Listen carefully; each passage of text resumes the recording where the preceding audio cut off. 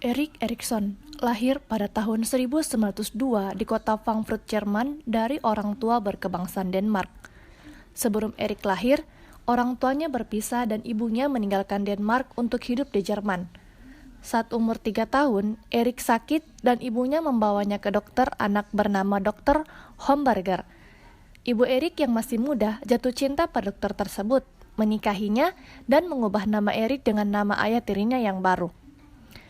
Erikson meyakini bahwa setiap tahapan perkembangan manusia merupakan pergulatan psikososial spesifik memberikan kontribusi bagi pertumbuhan kepribadian.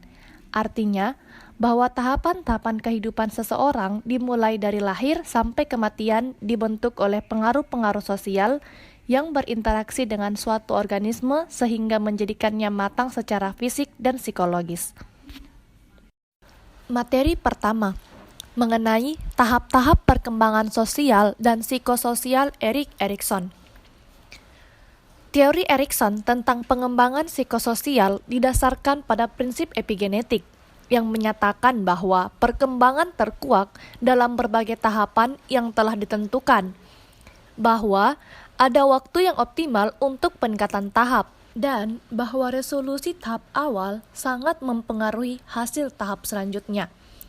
Adapun tingkatan yang dijelaskan oleh Erik Erikson meliputi trust versus mistrust yaitu usia 0 sampai 1 tahun, autonomy versus shame and doubt usia 1 sampai 3 tahun, initiative versus guilt yaitu usia 4 sampai 5 tahun, industry versus inferiority usia 6 sampai 11 tahun, identity versus identity confusion yaitu usia 12 sampai 20 tahun, intimacy versus isolation yaitu usia 21 sampai 40 tahun, generality versus stagnation yaitu usia 41 sampai 65 tahun, integrity versus despair yaitu usia 65 tahun ke atas.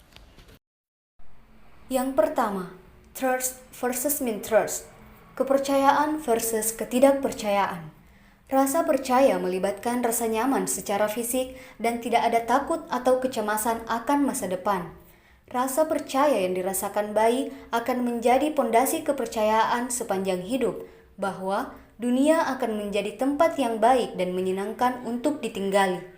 Kepercayaan pada bayi tumbuh ketika mereka memahami bahwa orang tua atau pengasuh layak untuk mereka percayai dan mereka juga membangun kepercayaan bahwa dirinya juga mampu untuk dipercayai orang lain. Hal ini tercermin ketika orang tua atau pengasuh menghilang dari pandangannya. Mereka tidak cemas atau marah yang tidak perlu, karena bayi percaya dan bisa mentolerir ketidakhadiran orang tua atau pengasuh. Berbeda dengan bayi yang menganggap orang tua atau pengasuhnya tidak bisa diandalkan, dan si bayi tidak percaya dirinya sendiri ketika ditinggalkan. Mereka cenderung cemas dan terserang panik bila memaksa pergi juga. Erikson bayi juga harus mengalami rasa tidak percaya tertentu agar mereka bisa belajar percaya lewat kepekaan dan ketepatan.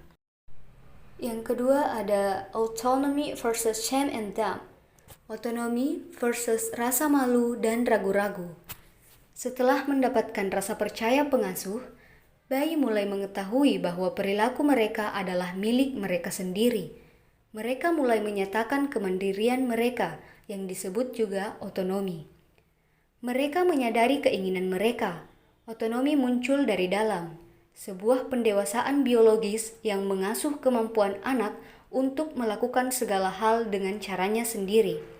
Mengontrol otot perut mereka sendiri, berdiri di atas kaki mereka sendiri, menggunakan tangannya sendiri, dan sebagainya. Rasa malu dan ragu-ragu sebaliknya datang dari kesadaran akan ekspektasi dan tekanan sosial. Rasa ragu berasal dari kesadaran bahwa dirinya tidak begitu berkuasa, sehingga orang lain bisa mengontrol dia dan bertindak lebih baik daripada dia. Jika anak terlalu dibatasi atau dihukum dengan keras, mereka mungkin memunculkan rasa malu dan ragu-ragu. Selanjutnya yang ketiga, initiative versus guilt atau inisiatif versus rasa bersalah. Begitu anak memasuki usia prasekolah, anak mulai memasuki dunia sosial yang lebih kompleks, yang meminta anak untuk memikirkan tanggung jawab terhadap tubuh, perilaku, mainan, dan hewan peliharaan mereka. Mengembangkan rasa tanggung jawab berarti meningkatkan inisiatif. Anak memiliki inisiatif hal-hal apa saja yang mau dan dapat mereka lakukan, termasuk rencana-rencana dan harapan-harapan. Erikson memiliki pandangan positif terhadap tahapan ini, bahwa sebagian besar rasa bersalah dengan cepat dapat digantikan oleh rasa ingin berprestasi.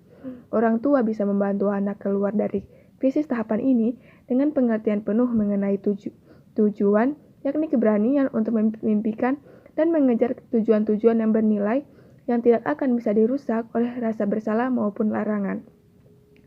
Tahapan ini terjadi pada usia 4-5 tahun. Pada saat ini, anak sudah mulai punya kemampuan motorik dan mental yang bagus. Dia juga sudah memulai mengenal dunia luar. Orang tua yang memberikan kesempatan kepada anak untuk bereksplorasi melalui permainan, maka akan mengembangkan inisiatif dan kreativitas anak. 4. Industri versus inferiority atau kerja keras versus rasa inferior. Saat mereka berpindah ke masa kanak-kanak tengah dan akhir, mereka mengarahkan energi mereka menuju penguasaan pengetahuan dan keterampilan intelektual. Anak lebih aktif belajar, namun dapat memunculkan rasa inferior, merasa tidak berkompeten, dan tidak produktif. Erikson percaya bahwa guru memiliki tanggung jawab khusus bagi perkembangan keaktifan anak. Guru harus dengan lembut tetapi tegas mengajar anak ke dalam petualangan menemukan bahwa seseorang dapat belajar mencapai sesuatu yang tidak pernah terbayangkan sebelumnya. Ketika anak-anak memasuki tahun-tahun sekolah dasar, mereka mengarahkan energi mereka pada penguasaan pengetahuan dan keterampilan intelektual. Yang berbahaya pada tahap ini adalah perasaan tidak berkompeten dan tidak produktif. Pada slide kelima yaitu identitas versus kebingungan identitas. Pada masa ini, individu dihadapkan pada penemuan diri atau sedang mencari jati dirinya tentang siapa mereka sebenarnya, kemana mereka akan melangkah dalam hidup ini. Banyak peran baru dan status kedewasaan, misalnya pada hal pekerjaan dan cinta. Pada masa ini, peran orang tua sangat penting. Jika remaja menjelajahi peran tersebut dengan cara yang baik, dan sampai pada jalan positif untuk diikuti dalam hidup, maka identitas positif akan tercapai. Namun, jika suatu identitas dipaksakan pada remaja oleh orang tua, dan remaja tidak cukup menjelajahi banyak peran, serta di masa depan yang positif belum jelas, maka terjadilah kebingungan identitas. Slide ke-6 yaitu keintiman versus isolasi. Individu menghadapi tugas perkembangan pembentukan relasi yang akrab dengan orang lain. Erikson menggambarkan keakraban sebagai penemuan diri sendiri, tetapi kehilangan diri sendiri pada diri orang lain. Tahap ke-6 ini dialami pada masa-masa awal dewasa. Pada masa ini, individu dihadapi tugas perkembangan pembentukan relasi intim dengan orang lain. Saat anak muda membentuk persahabatan yang sehat dan relasi akrab yang intim dengan orang lain, keintiman akan dicapai, kalau tidak, isolasi akan terjadi. Masa dewasa awal ditandai adanya kecenderungan intimacy isolation atau keintiman versus isolasi. Jadi, pada tahap ini timbul dorongan untuk membentuk hubungan yang intim dengan orang-orang tertentu dan kurang akrab atau renggang dengan orang yang lainnya. 7. Generality versus stagnation atau bangkit versus stagnan. Tahap ke-7 perkembangan yang dialami pada masa pertengahan dewasa. Persoalan utama adalah membantu generasi muda mengembangkan dan mengarahkan kehidupan yang berguna atau generality. Perasaan belum melakukan sesuatu untuk menolong generasi berikutnya adalah stagnation. Masa dewasa atau adulthood ditandai adanya kecenderungan generality stagnation. Sesuai dengan namanya, masa dewasa, pada tahap ini individu telah mencapai puncak dari perkembangan segala kemampuannya. Generativitas adalah salah satu tahap yang esensial di dalam psikoseksual maupun daftar psikososial. Pemahaman ini sangat jauh berbeda dengan arti kata stagnasi, yaitu pemujaan terhadap diri sendiri, dan sikap yang dapat digambarkan dalam stagnasi ini adalah tidak peduli terhadap siapapun. 8. Integrity versus despair atau integritas versus keputusasaan. Tahap terakhir dalam teori Erikson disebut tahap usia senja yang diduduki oleh orang-orang yang berusia sekitar 60 atau 65 tahun ke atas. Masa hari tua atau senescence ditandai adanya kecenderungan ego integrity despair. Pada masa ini individu telah memiliki kesatuan atau integritas pribadi.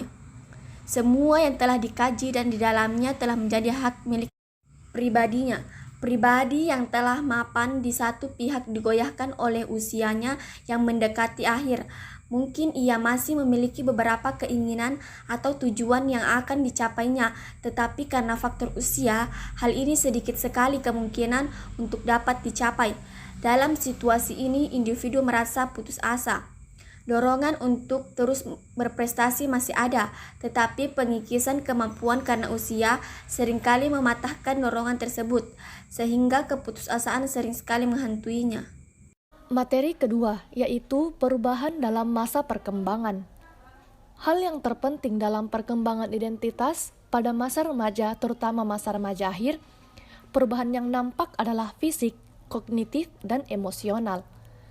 Sampai pada satu titik di mana individu dapat memilah-milah dan mensintesiskan identitas dan identifikasi kanak-kanak untuk mengkonstruk jalur yang dapat digunakan untuk mencapai kedewasaan, sehingga mampu mengambil keputusan. Meskipun begitu, selama masa remaja ini akan membentuk inti dari individu tersebut sebagai manusia yang biasa disebut dengan identitasnya. Ada 4 status identitas menurut teori Erikson, yaitu identity diffusion, identity foreclosure, identity moratorium, identity achievement.